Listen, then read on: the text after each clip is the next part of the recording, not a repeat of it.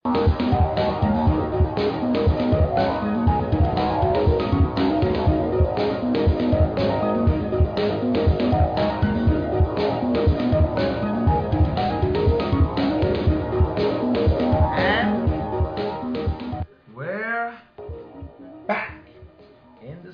and we were talking about the Nokia, not the Nokia, we were talking about Verizon, their Edge program, as well as at&t's Next program. at&t's Next program, we were talking about the different plans that stack up to look wildly similar to T-Mobile's prepaid offering that they came out with a while ago. Now that they see that this thing is actually working and that many people are flocking to T-Mobile because of it. Now Verizon today matched at&t and T-Mobile with a new program called Edge that lets customers get new phones faster by paying an additional monthly fee. Under Verizon's plan, the full retail cost of a phone is divided into 24 months installed payments. And you can upgrade every 6 months if you pay 50% of the device's full retail cost. So, for example, a phone costs $200, and you want to upgrade, so you pay $99 down or whatever. The phone costs $200, you pay $99 down, so now you only have $100 to pay. So, and you, in 6 months, you would have paid $20 a month, or whatnot, or whatever your plan was. Let's say your plan is $5 a month because it's only $99 left. By the end of 6 months, you would have to pay off at least 50% of the full retail device cost. Now, in this case, you would have already paid that if the phone is $200 and you paid $99 now. But if the phone was like $600, like the Samsung Galaxy S4, $600, you pay $99 down, you have $500 to go. In 6 months, you would have only paid, if you're paying $20, you would have only paid $120 extra dollars. So $99 down, $120, you're looking at $220 that you would have paid. The phone is $600, so you only paid $220. So you need to pay an additional $80. So you would have paid off at least 50% of the full retail price of the phone, and then you would be able to pick or upgrade to another phone in 6 months if you wanted. Now, on paper, that compares favorably to at&t's Next and T-Mobile's Jump programs.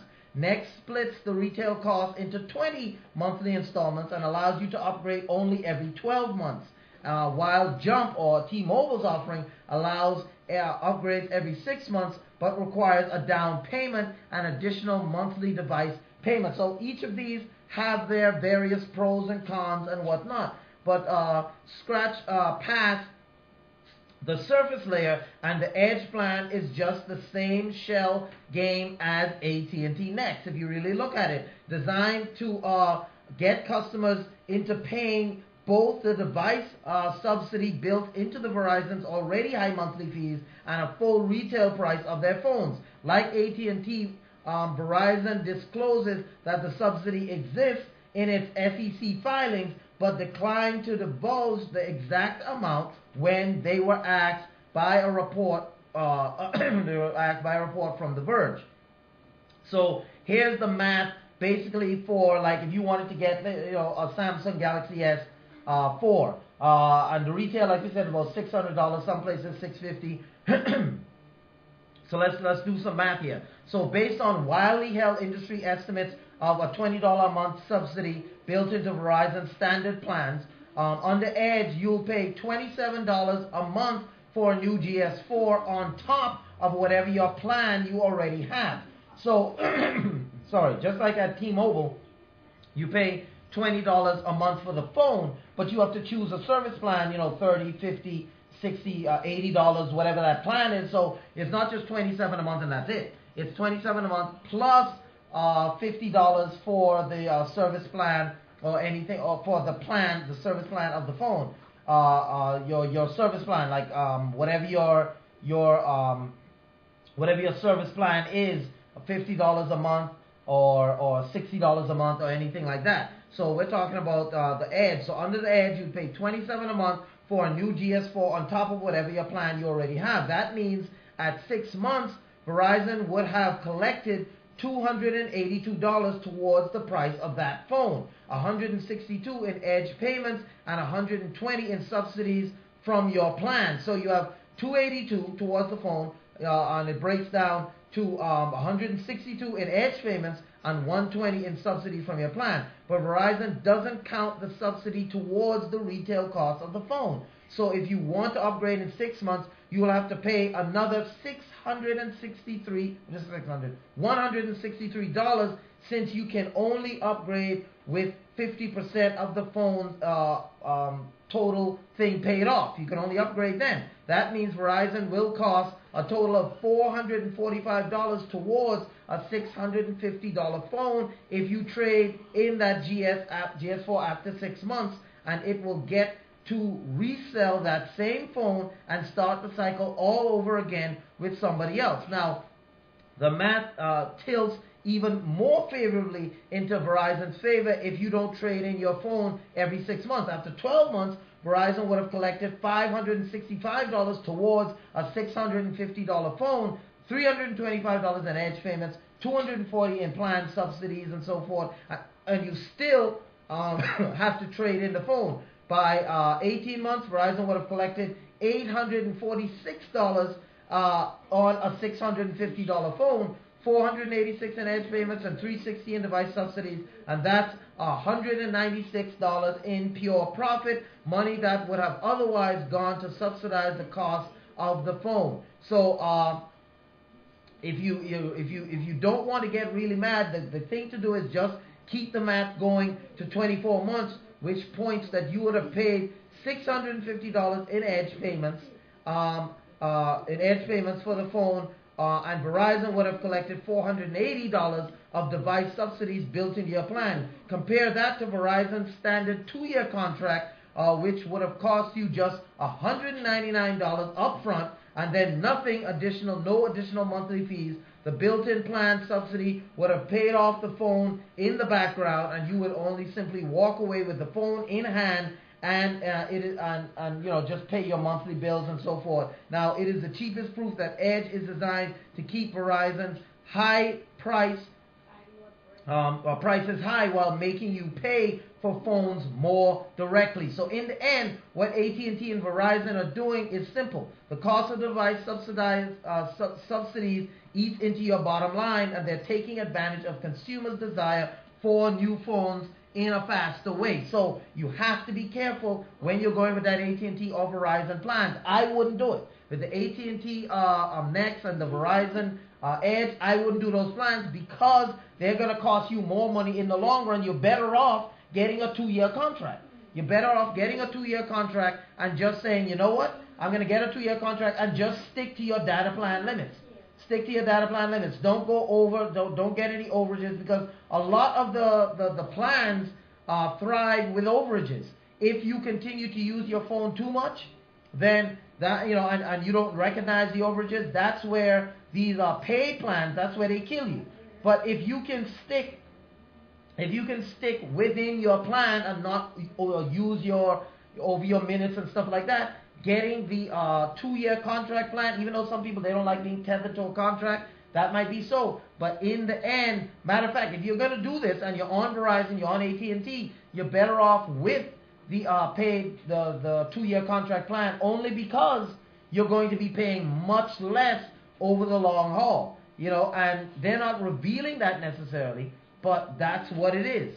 So if you're going to do one of these prepaid plans, I would shift to T-Mobile. Shift to T-Mobile's offering, because they're $99 down, $20 a month until you pay off the phone. Once you pay off the phone, you don't have to pay $20 a month for the phone anymore because you paid that off. You just pay for your service after that. So the T-Mobile plan is definitely, out of these three, is definitely the better one to get. Verizon's Edge and AT&T Next, I wouldn't really get those plans. I mean, even if you're desperate, because they're going to get so much money out of you, you might as well, if you can only afford a prepaid plan, go to T-Mobile. That's what I would do.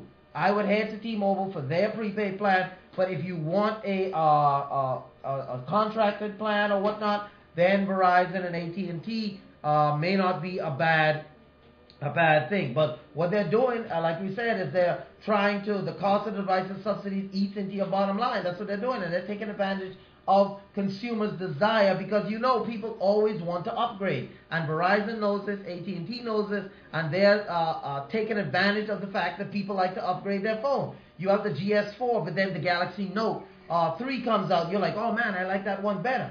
And so you want to upgrade to that in 6 months and get rid of the GS4, but they make you pay, by doing that. Now, this is bad, and you can argue about the specific details and which plans might be better at each point in the road, but the final result is that instead of competing to provide better service at lower prices, two major carriers in America are competing to find innovative ways to maintain their historically inflated prices while boosting their revenue and providing substantially less value to their customers. In fact, the simplest way to understand all these new plans is simply to ask whether you need an accountant or an engineer to explain the value of anything Verizon AT&T does. If it's an accountant, then definitely you're going to be paying too much.